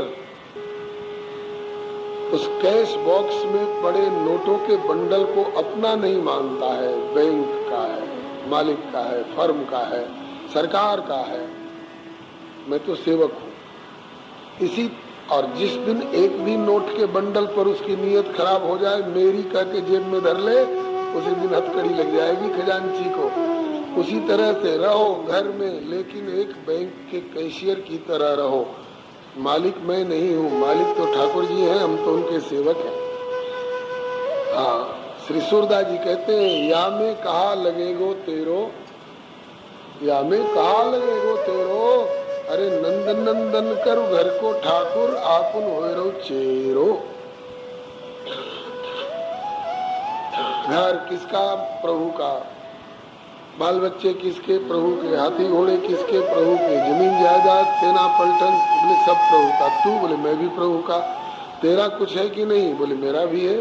सब प्रभु का हो गया, तेरा क्या रहा? बोले सब प्रभु का और मेरा प्रभु। मेरा कहने लायक बस केवल यदि है तो केवल प्रभु। प्रभु को मेरा कह सकते हो, और प्रभु के अलावा किसी को भी मेरा कहोगे तो चोर माने जाओगे। भगवान का है, सूरज आपका है, चंद्रमा आपका है, धरती आपकी है, आकाश आपका है, बादल आपके हैं। कोई समुदाय, कोई देश, कोई जाति दावा कर लेगा क्या? नहीं साहब, प्रभु का है। ये सब कुछ प्रभु का है तो तेरा रोआ भी तुमने बनाया है कि तेरे बाप ने बनाया है? अगर बाप ने बनाया है, माँ ने बनाया है, तो हमने देखा है ऐसे बच्चे भी पैदा होते हैं जिनका एक हाथ ही नहीं गर्भ से। तो बाप ने बनाया तो बाप ने हथेली क्यों नहीं बना ली? YouTube चैनल श्री हरे नमः को लाइक, शेयर, सब्सक्राइब करें। धन्यवाद। प्रभु के नाते किसी को भी अपना कह सकते हैं। नाते सबे राम के मनियत, पूजनीय प्रिय परम जहाते, मानी सबे राम के नाते। ऐसे रहोगे तो गृहस्थी तुमको बांध नहीं सकेगी, बल्कि ऐसी गृहस्थी में भगवान तुम्हारी गोदी में रमैया और कन्हैया बन के आएंगे। और क्या, गृहस्थी को बैकुंठ बनाओ, गृहस्थी को नरक मत बनाओ। और इसके बाद वानप्रस्थ। जब बाल बच्चे 50 से ज्यादा के हो गए, बाल बच्चे जब घर संभालने लायक हो गए, तो तुम गृहस्थी में मत पड़े रहो, बोलो कि अब हम वन की ओर ताकेंगे। 50 तक घर की आस, 50 में आस लिखा है ना, 49, 50 तब तक घर में आस रखो। और उसके बाद 50 के बाद क्या होता है इस अंक जी? 51, 52। अब वन की सोचो, कौन वन? बोले वृंदावन, चित्रकूट वन, 54, 57, 58। और 58 तक अगर वृंदावन वास की नहीं सोचोगे तो उसके बाद के अंक में क्या लग जाएगा? 59, 60, 61, 62। अब 60 की गिनती में आ जाओगे। 50 के बाद भी अभी घर ही में पड़े हुए हो, 60 की गिनती में आ जाओगे। इसलिए 60 की गिनती में मत आओ, वन की ओर भागो, क्योंकि वन में वृंदावन बिहारी मिलेंगे। चित्रकूट वन में श्री चित्रकूट वन बिहारी मिलेगी। और क्या, इसके बाद संन्यास, सम्यक प्रकारेण न्यास। न्यास का क्या तात्पर्य? आजकल ट्रस्ट कमेटियां बनती हैं। ट्रस्ट कमेटी, ट्रस्ट का अर्थ क्या होता है? ट्रस्ट माने विश्वास। टू इंट्रस्ट माने किसी विश्वसनीय के जिम्मे विश्वास पूर्वक सौंप देना, इसको कहते हैं टू इंट्रस्ट। तो किसको सौंप दे, क्या सौंप दे? सबसे बड़े विश्वासी विश्वसनीय भगवान है। भगवान को सब कुछ सौंप दो। क्या सौंप दो? कर्म सौंप दो, कर्म का फल सौंप दो, और सबसे बड़ी बात, कर्म वासनाओं को भी उनके चरणों में सौंप दो। हे प्रभु, वैसी कृपा करो कि कोई वासना न उठे। आश्रम बनाने की वासना न उठे, संपत्ति संग्रह की वासना न उठे, यहाँ तक कि हमें कहीं जाने आने की वासना न उठे। तो कर्म का त्याग, कर्म फल का त्याग, सबसे बड़ा त्याग कर्म वासना का त्याग सच्चा संन्यास है। इस प्रकार से 4 वर्ण और 4 आश्रमों की बातें बताई। बहुत सारे नियम हैं, कथाएं आगे बहुत हैं, इसलिए संक्षेप में निवेदन किया। अब आपका प्रवेश 8वें स्कंद में हो रहा है। बीच में एक बात और आई है, श्री दत्तात्रेय जी और श्री प्रहलाद जी का संवाद इस 7वें स्कंद में आया है। उसमें एक और 4 वर्ण और 4 आश्रम से भी एक परे का धर्म है। वह कौन? परमहंस, अवधूत परमहंस की स्थिति। जैसे श्री दत्तात्रेय जी स्वयं है, श्री ऋषभदेव जी, श्री जड़भरत जी, इनको किसी भी प्रकार का न वर्ण का बंधन है न आश्रम का बंधन है। लेकिन वह स्थिति आ जाए तब, ये नहीं कि सब आलस के मारे, प्रमाद के मारे और हमने यह त्याग दिया, हमने वह त्याग दिया। क्षमा शोभती उस भुजंग को जिसके पास गरल है, उसको क्या जो दंतहीन विश्रहित विनीत सरल है। सुग्रीव ने दावा किया, सुख संपत्ति परिवार बढ़ाई, सब परिहर करे हो सेवकाई। सब त्याग के आपकी सेवा करूंगा, सुख त्याग के, संपत्ति त्याग के, परिवार त्याग के, बढ़ाई इत्यादि त्याग के आपकी सेवा करूंगा। ठाकुर ने कहा अभी कुछ है ही नहीं, तुम त्यागोगे क्या? देता हूँ, फिर त्याग करके सेवा करके दिखाओ। जब जाने ये दे दिया है, हरे राम राम विषय मोर हरि लीने ज्ञाना, ये नहीं होना चाहिए। त्याग की भावना तब सही मानी जाएगी जब हो और त्याग करो। तो है ही नहीं, तब क्या त्याग करो? और उसमें भी बलिहारी स्वामी श्री विवेकानंद जी कहते हैं, हम जगत गुरु जी के पास जाएंगे, भाई कुछ फल ले चलो, फूल ले चलो। सूखा हुआ फूल लेकर के जाओ और पिलपिलाया हुआ जिसमें से पसीना छू रहा है, और ऐसा फल लेकर के जाओगे, मन मानेगा तुम्हारा? किसी रिश्तेदारी में जमाई के यहाँ समझाने में पिलपिला फल लेकर के जाओगे, मन मानेगा? नहीं। तो भगवान को पिलपिलाया हुआ शरीर काय को सौंपो, जवानी में प्रभु को सौंप दो। और क्या, किसी काम के लायक नहीं रहे, अंगम गलितम पलितम मुंडम गसनहीनम जातम तुंडम, तब भगवान को अर्पण हो जाओ। जब किसी काम के नहीं रहे तब आंखों में तनेगा जाला, नाक से बहेगा नाला, लाठी से पड़ेगा पाला जरा जिंदगानी में, खड़े खड़े वस्त्र में करोगे मलमूत्र त्याग, प्रोस्टेट ग्लैंड की तकलीफ हो जाएगी, पेशाब नहीं उतरता है, बोले चलो थिएटर लगवाओ। बोले कि खड़े खड़े वस्त्र में करोगे मलमूत्र त्याग, पड़े पड़े थूकते रहोगे तीर्थदानी में। अरे शक्ति ना रहेगी तब भक्ति क्या करोगे? तब सब राम नाम बोलेंगे, दादा राम बोलो, राम राम बोलो। कब?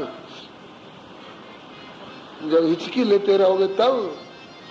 बोले कि शक्ति ना रहेगी तब भक्ति क्या करोगे तुम? सब राम राम बोलेंगे तुम्हारी बंदवानी में। अतः योग योग से और भोग से वियोग करके, अरे कर ले भजन तू भगवान का जवानी में। अभी से लग जाओ, कोई ठीक नहीं कि बुढ़ापा आएगी कि नहीं आएगी। हाँ, तो इस प्रकार से ये सनातन धर्म की व्याख्या है बंधुओं। श्री नारद जी ने युधिष्ठिर जी को सनातन धर्म की व्याख्या उनकी जिज्ञासा पर सुनाई।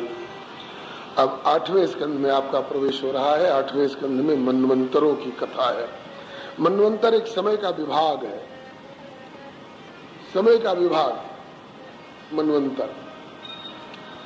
लव निमेष परमाणु जुग वर्ष कल्प सरचंड, भजसी न मन ते राम का काल जास को दंड। सूक्ष्म से सूक्ष्म त्रुटि लव वेद इत्यादि समय का वर्णन है। अब उतना सूक्ष्मता में व्याख्या में नहीं जाएंगे। आप दिन और रात तो जानते ही हो। सूर्योदय से दिन शुरू हो गया, सूर्यास्त तक दिन रहा, सूर्यास्त के बाद रात शुरू हो गई और सूर्योदय तक रात रही। तो एक बार सूर्य उदय होकर अस्त हो तो दिन हुआ, और अस्त होकर फिर उदय होंगे तो रात हुई। तो दोनों रात, दिन और रात मिलकर एक बार, सोमवार, मंगलवार, बुधवार एक बार, ऐसे ऐसे 7 दिन का हफ्ता, सप्ताह, 15 दिन का पक्ष, 2 पक्ष का एक माह, महीना, और 2 माह का एक ऋतु। भारत में 6 ऋतुएं होती हैं, 12 महीने में 6 ऋतु, तो 2 माह का एक ऋतु, और 3 ऋतुओं का एक अयन, उत्तरायण और दक्षिणायन। तो 3 ऋतुओं का एक अयन और 2 अयन का एक संवत्सर, साल। अंग्रेजों का साल बदलता है 1 जनवरी से, तो अंग्रेज लोग भले नव वर्ष की बधाई 1 जनवरी को दे, आप लोग ख्याल रखना, आपका नव वर्ष प्रारंभ होता है चैत्र शुक्ल प्रतिपदा से। जिस दिन चैत्र का नवरात्र प्रारंभ होता है, उस प्रतिपदा को आपका संवत्सर प्रारंभ होता है। इसलिए आप अपने सनातन संस्कृति की मान्यता के अनुसार बधाई देनी हो नव वर्ष की, तो नवरात्र के प्रारंभ होते ही रामायण का पाठ शुरू कर दो, देवी मैया का पाठ शुरू कर दो, और बधाई सब जगह देते रहो, नव वर्ष शुभ हो। चैत्र शुक्ल पक्ष की प्रतिपदा से आपका संवत्सर प्रारंभ होता है। तो साल भर तक की बात आप समझ लिए। एक साल में आपका 12 महीना होता है, और ऐसे ऐसे साल से 4,32,000 वर्ष की आयु एक कलियुग की होती है बंधुओं। 4,32,000 वर्ष एक कलियुग की आयु है। इससे दुगुनी द्वापर की, इससे तिगुनी त्रेता की, और चौगुनी सतयुग की अवधि होती है। ये चारों युग मिलकर एक चतुर्युगी कहलाते हैं। बहुत लोग जानते हैं कि हर कलियुग के बाद प्रलय होता है। नहीं, गलत बात। हर इतवार के बाद प्रलय होता है क्या? नहीं। फिर सोमवार, मंगलवार इत्यादि दिनों की पुनरावृत्ति होती है। हर फाल्गुन के बाद प्रलय होता है क्या? नहीं। फिर चैत वैशाख की पुनरावृत्ति होती है। इसी तरह से हर कलियुग के बाद प्रलय नहीं होता है। सतयुग, त्रेता, द्वापर, कलियुग, इसके बाद फिर सतयुग, त्रेता, द्वापर, कलियुग, इसके बाद फिर सतयुग, त्रेता, द्वापर, कलियुग। इस तरह से इनका रोटेशन, इनकी पुनरावृत्ति होती रहती है।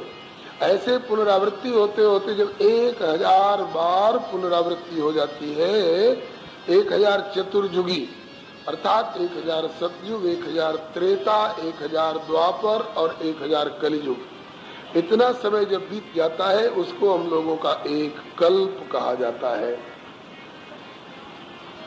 और वही ब्रह्मा जी का एक दिन कहलाता है। इतने दिन तक ये सृष्टि का क्रम ऑटोमेटिक चलता रहता है। उनके पुत्र वे, उनके पुत्र वे, उसका बीज वो और उसका फल वो और उसका बीज वो, ये चलता रहता है। और जब 1000 चतुर्युगी बीत जाती है, एक कल्प समाप्त हो जाता है हम लोगों का, तो ब्रह्मा जी की रात आती है, वे सोते हैं। सोते हैं तो प्रलय हो जाता है। प्रलय भी 4 तरह का होता है: नित्य प्रलय, नैमित्तिक प्रलय, प्राकृतिक प्रलय और आत्यंतिक प्रलय, जिसका वर्णन आप 12वें स्कंद के 4थे अध्याय में श्रवण करेंगे। अब जब ब्रह्मा जी का एक दिन और एक रात, जितना बड़ा दिन हुआ ब्रह्मा जी का, उतनी ही बड़ी रात होती है। और जब दोनों मिलकर के एक बार ब्रह्मा जी का समाप्त हो जाता है, तो फिर ब्रह्मा जी जगते हैं, नई सृष्टि रचते हैं। कैसे? बोले यथा पूर्व मकल्पयत, जैसे पहले उनका सृष्टि का क्रम था। इस पर माताओं के चूल्हा, चौका, रसोई का उदाहरण दिया जाता है। ये सवेरे उठते उठते झाड़ू लेकर बुहारी लगाएंगी, चौका लगाएंगी, बर्तन धोएंगी, नहाएंगी, धोएंगी, फिर इसके बाद आटा गूंदेंगी, रोटी बनाएंगी, सब्जी बनाएंगी, दाल बनाएंगी, चावल बनाएंगी, सब करेंगी। और जब तक लोग आते जाते रहेंगे, घर वाले, नातेदार, रिश्तेदार, समागत लोग उनको खिलाती पिलाती रहेंगी, दिन भर चाहे खिलाना पड़े। रात को जब सबको खिला पिला लेंगी तो चूल्हा और चकला बेलन सबका प्रलय करके सो जाएंगी। और जब प्रलय करके सो जाएंगी उसके बाद फिर सवेरे जगने के बाद वही क्रम होता है ना, वही झाड़ू बुहारू, रसोई, चकला बेलन और चूल्हा, रसोई बनाना खिलाना। इसी तरह से ब्रह्मा जी की सृष्टि का क्रम है। जैसे आप रसोई का काम यथापूर्व मकल्पयत, जैसे रोज एक ही ढंग से करती हैं, थोड़ा थोड़ा फर्क पड़ता रहता है। किसी दिन कच्ची रसोई बन गई, किसी दिन पक्की बन गई। इस तरह से ब्रह्मा जी की सृष्टि में थोड़ा थोड़ा फर्क पड़े, लेकिन क्रम प्राय वही है। इसको वेदों ने बताया है यथापूर्व मकल्पयत। अब आइए मनवंतर को समझिए, जिसका वर्णन 8वें स्कंद में है। एक कल्प तो आप समझ गए, ब्रह्मा जी का एक दिन, चतुर्युग सहस्त्राणी दिन में एकम पितामह। ब्रह्मा जी का एक दिन और हमारा एक कल्प एक ही बात है। अब इसके 14 भाग किए गए हैं। जैसे साल का 12 भाग किया गया है, 12 महीना, ऐसे ही एक कल्प का 14 भाग। वो 14वां भाग जो है उसी का नाम है मनवंतर।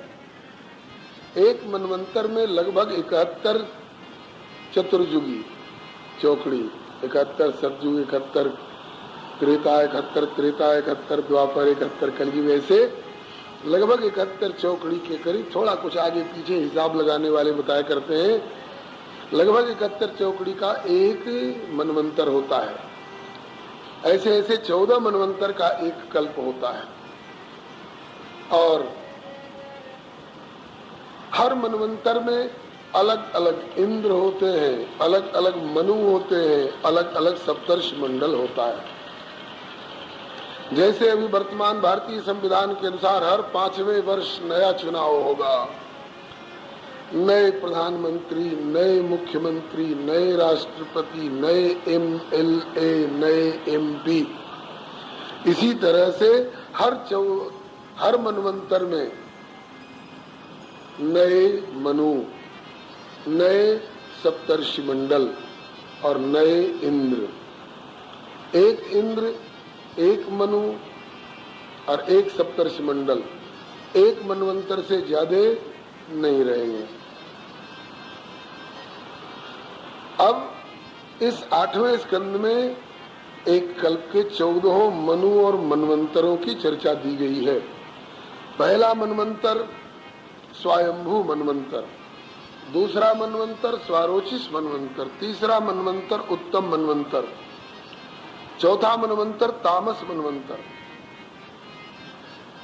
इसी चौथे मनवंतर में गजग्राह की लड़ाई हुई थी, इसका नाम था तामस मनवंतर। गजराज सरोवर में जल पीने गया अपने साथ के हाथी हथनियों के साथ में। जैसे गाय बैलों के झुंड में बिजार होता है ना, सांड बहुत मजबूत, ऐसे हाथी हथनियों के झुंड में वो गजराज गजेंद्र सब में तगड़ा 1000 हाथी का बल था उसमें। सरोवर के किनारे गया जब, सरोवर कहाँ था? क्षीरोदेनावृत आसित गिरिवरो राजन त्रिकूट इति विश्रुत।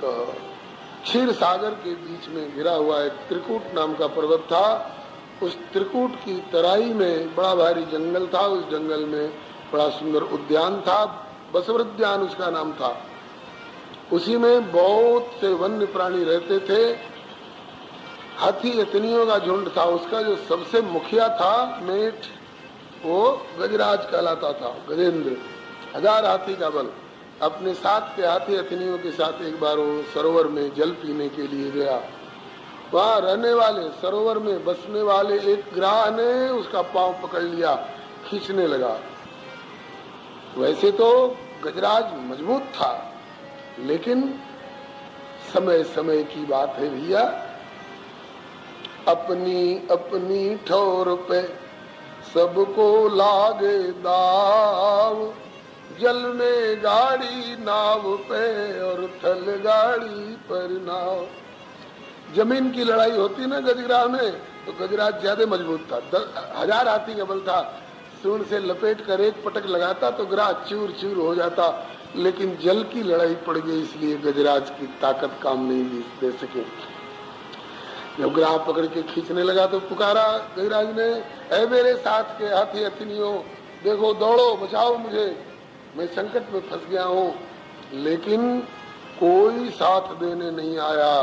संसार का ढंग ऐसा ही है। स्वार्थ रत संसार की यह पुरातन रीत कि सुख में सब अपने बने, लेकिन दुख में त्यागे नीत। सब छोड़ के भाग गए। तब गजराज ने आकाश की ओर देखा। कुछ देवी देवता लोग विमान पर बैठकर युद्ध देख रहे थे। उन्हें पुकारा, देवियों देवताओं, हमारी रक्षा करो, हम तुम्हारी शरण है। कोई नहीं आया। सब स्वार्थी असुर सुर नर मुनि, को न देत बिन पाए। अरे कुछ इनकी पूजा करो, भेंट करो, तब सुनवाई करेंगे। देवता लोग ऐसे ही होते हैं। लेकिन सब स्वार्थी असुर सुर नर मुनि, को न देत बिन पाए। लेकिन कौशल पाल कृपाल कल्प तरु द्रवत सकृत सिर नाए। कोई देवी देवता जब नहीं आए तो गजराज बेचारा अपनी बची खुची ताकत से लड़ने लगा।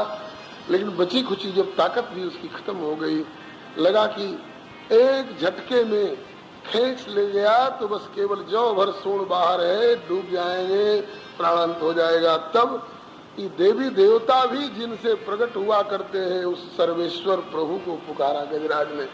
लेकिन कब पुकारा बलिहारी, कब पुकारा? जब तक साथ वालों का भरोसा रहा तब तक नहीं, जब तक देवी देवताओं का भरोसा रहा तब तक नहीं, जब तक अपने बल का भरोसा रहा तब तक भी नहीं। कब पुकारा? बोले सुनेरी मैंने निर्बल के बलराम, जब लगी गज अपनो बल बरत्यो ने कुसरो नहीं काम। और निर्बल हुई बलराम पुकारो, फिर तो धाये आधे नाम। सब तरफ का भरोसा जब छूट गया तब प्रभु को पुकारा। श्री सूरदास जी ने इस प्रसंग को गाया है। हे गोविंद राखु शरण अब तो जीवन हारे, नीर पिबन हेतु गयो सिंधु के किनारे। सिंधु बीच बसत ग्राह चरण धरि पछारे। दीर्घ काल युद्ध भयो ले गयो मझधारे, नाक कान डूबन लग्यो तब कृष्ण को पुकारे। द्वारिका में शब्द भयो तो गरुड़ तज पधारे, ग्राह को मारे प्रभु गजराज को उबारे। हे गोविंद राखु शरण अब तो जीवन हारे।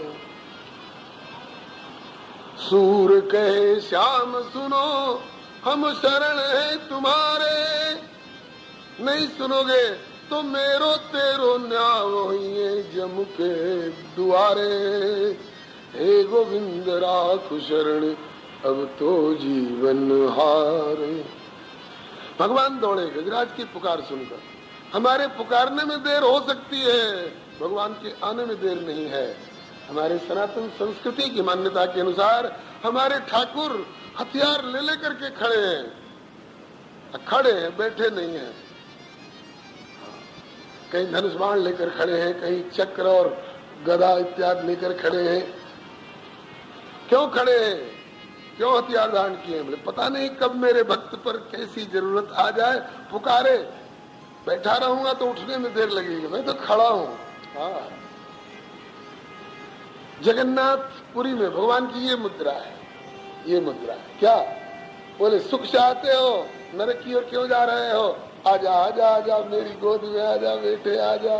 सर्वधर्मान परित्यज्य मामेकम शरणम ब्रज। पंढरपुर में भगवान की ये मुद्रा है। मेरे सामने आ गए ना, अब तुम डूबने नहीं पाओगे, समझो थाप मिल गया, बस इतना ही बहुत सागर। इन संतों ने भाव बताए। हमारे पुकारने में देर है, ठाकुर के आने में देर नहीं। ठाकुर दौड़ पड़े। कैसे दौड़े? प्रेम सखी जी नाम के एक संत ने गाया है। जिस समय प्रभु दौड़ के आ रहे हैं उस समय उनका पीताम्बर दुपट्टा फहरा रहा है। गज निरख्यो फहरान बसन की, ललकी लग्या मुख कमल विलोकन, भूल गई सुध ग्राह ग्रसन की। भूल गया गजराज की मेरे पैर में इतने बड़े बड़े दाढ़ चुभे हुए हैं उस मगर के। सरोवर लहूलुहान हो रहा था, लेकिन सब दुख भूल गया। कब? जब प्रभु का मुख कमल देखा। लग्यो ललकी मुख कमल विलोकन, भूल गई सुध ग्राग्रसन की। वनमाला झलकत उर हलकत, पीतांबर कट फेंट कसन की। कुंडल कच थरात वदन पर, दामिन सी मृदु मंद हसन की। मन रथ पर आवत दर्शावत, भूषित भुज जैसे सिर पर सन की। गज निरख्यो फहरान बसन की। भगवान अपनी भुजा ऐसे किए हुए आ रहे हैं। क्या मतलब? इसका मतलब ये है कि मेरे प्यारे गजराज, अब घबरा मत, मेरा अभय वरद कर कमल तेरे माथे पर है। अब तेरा बाल बांका नहीं होने दूंगा। ये भुजा ऐसे दिखाते आ रहे हैं। गोस्वामी जी उस मुद्रा की याद करके कहते हैं कि प्रभु क्या कभी इस भुजा को मेरे माथे पर भी ऐसे एक बार कर दोगे? अरे जागृत में नहीं तो एक बार सपने में भी तो कर दो प्रभु। पद है विनय पत्रिका का, बोले कि कब हूँ सो कर सरोज रघुनायक, दरियो नाथ शीस मेरे, जय कर अभय किए जन आरत, बारक विवश नाम तेरे। वो कर कमल कैसे हैं? बोले कि शीतल सुखद छां जय कर की, मेटत पाप ताप माया, निस्वासर तय कर सरोज की, चाहत तुलसीदास छाया। कबहू सो कर सरोज रघुनायक, धरियो नाथ शीस मेरे। दौड़ के आए प्रभु। गरुड़ जी उतनी तेजी से नहीं चल पा रहे हैं जितनी तेजी से वहां पहुंचना जरूरी है। इसलिए तम भिक्ष पीड़ित मजह सहसावतीर्य, कूद पड़े गरुड़ जी की पीठ पर से। सहसावतीर्य सग्रामाशु सरस कृपयोज्हार, ग्राहाद विपाटित मुखादरिणा गजेन्द्रम, संपश्यताम हरिरमूम चतुश्रियाणाम। जल के भीतर चक्र नहीं चलाया प्रभु ने। सग्राम आस सरस कृपयोज्हार, अपने प्यारे गजराज को ग्राह समेत यूं अधर उठा करके जल से बाहर रख दिया। तब सुदर्शन को आज्ञा दी, ग्राह का मुंह फाड़ो, मेरे प्यारे गजराज को तनिक खरोच न आवे, गजराज का फंदा छुड़ाओ। सुदर्शन जी ने ग्राह का मुंह फाड़ करके गजराज का फंदा छुड़ा लिया। श्री प्रभु के पास गजराज का फंदा छूट गया। एक भाव यहाँ पर संत लोग बतलाते हैं कि जब गजराज ने देखा कि प्रभु आ रहे हैं तो हर्ष हुआ, अब मैं बच जाऊंगा। लेकिन एक चिंता भी हुई, क्या हम एक राष्ट्रपति को बुला दें और उनके बिछाने लायक एक गलीचा भी न हो, उनको पहराने के लिए एक माला भी न हो, संकोच होगा ना। और एक राष्ट्र की कौन कहे, अनंत अनंत ब्रह्मांडों के स्वामी को बुला दिया हूं और वे आ भी गए हैं, क्या सत्कार करूं इनका? क्या था पता नहीं, कहां से एक फूल टकराया कमल का सूंड से। कमल उखाड़ी उठाए सूंड सो, भेंट कियो गज ने भेंट कियो, जिम भाव असन की, गज निरख्यो फहरान बसन की। कमल उखाड़ करके भेंट कर दिया। कोई कोई आचार्य कहते हैं कि वो कमल सरोवर में नहीं था, माता लक्ष्मी ने देखा कि मेरा एक बच्चा संकोच में पड़ रहा है, प्रभु को क्या भेंट करूं, तो माता लक्ष्मी ने अपने हाथ का कमल गिरा दिया, कहा ले बेटा यही अर्पण कर दे। पिए ही की सी जान निहारी, मणि मुदरी मन मुदित उतारी, कहे वो कृपाल ले उतराई। प्रभु काहे को संकोच कर रहे, यही दे। तो उस समय प्रभु की मदद करी और आज अपने लाडले प्यारे बच्चे गजराज की मदद में एक कमल डाल दिया, ले बेटा यही अर्पण कर दे। तो गजराज ने कमल का फूल उनको अर्पण कर दिया। नारायणाखिल गुरो भगवन नमस्ते, उत्क्षिप्य सांबुज करम गिरमा कृच्छ्रात्, नारायणाखिल गुरो भगवन नमस्ते। भगवान ने गजराज को ग्रास समेत सरोवर से बाहर निकाल लिया, सुदर्शन को आज्ञा देकर के ग्राह का मुंह फाड़ दिया और गजराज का फंदा छुड़ा लिया। ग्राह का मुंह फटते ही उसकी आत्मा दिव्य रूप होकर विमान पर बैठ करके दिव्य लोक को गई। लोगों ने कहा कि प्रभु गज की पुकार पर आए थे, गज का उद्धार करने, कि उसके पांव पकड़ने वाले प्रतिपक्षी ग्राह का उद्धार करने आए थे। बोले आए तो थे गज की पुकार पर, गज का उद्धार करने। बोले गज तो ज्यों का त्यों खड़ा है, उसके पांव पकड़ने वाले उस प्रतिपक्षी ग्राह का उद्धार पहले कैसे हो गया? भगवान ने बहुत बढ़िया उत्तर दिया, ये संतों के भाव है। अरे भैया उद्धार दोनों का होना है, क्योंकि दोनों ने पांव पकड़े हैं। किसके किसके? बोले गज ने तो मेरे चरणों का सहारा पकड़ा है, गज ने भगवान के चरण पकड़े का है, और ग्राह ने किसका पकड़ा है? गजराज जैसे भक्त का चरण पकड़ा है। तो दोनों का उद्धार होना है, लेकिन पहले किसका होगा? बोले कि भक्त के चरण पकड़ने वाले का उद्धार पहले होगा, क्योंकि मोरे मन प्रभु विश्वासा, राम पे अधिक राम करदा। भक्त का चरणाश्रय जो ले उसका उद्धार पहले होगा, और भगवान के चरणाश्रय वाले का उद्धार बाद में होगा। आप सोच रहे होंगे कि क्या उस ग्राह ने गजराज का चरण अपने उद्धार के लिए पकड़ा था? और नहीं तो क्या इतने बड़े हाथी को इतना छोटा सा ग्राह निगल जाता? अपने उद्धार के लिए चरण पकड़ा था। ये पूर्व जन्म की कथा इस प्रकार की है। ये ग्राह पूर्व जन्म में कुहू नाम का गंधर्व था, जिसने सरोवर में स्नान करते हुए देवल ऋषि का पांव पकड़कर खींचा था। वे उबचुब होते हुए निकले तो ताली बजा के हंस रहा था। कहा करे मूर्ख, बड़ों के सामने आपस में भी ऐसी मजाक नहीं करना चाहिए, और तू ऋषि से मजाक करने चला है, पांव पकड़ के खींच रहा है सरोवर में। ऐसे ग्राह करते हैं, ग्राह बनने का मन है क्या? जा ग्राह हो जाएगा। जब तमाचा लगा तब बुद्धि ठिकाने आई, सुरखरू होता है हिंसा ठोकरें खाने के बाद। भगवान भूल हो गई, अपराध क्षमा करो, शाप को अनुग्रह के रूप में परिणत करो। का भूल कबूल कर लिए तो जाओ, उद्धार हो जाएगा। कैसे? जिस सरोवर में तू ग्राह बनकर रहेगा उसमें गजराज भक्त आएंगे, उनका चरण पकड़ लेना, भगवान आकर तेरा उद्धार कर देंगे। तभी से वो ग्राह प्रतीक्षा कर रहा था कब गजराज भक्त आवे, कब उनके चरण पकड़े, कब उद्धार हो।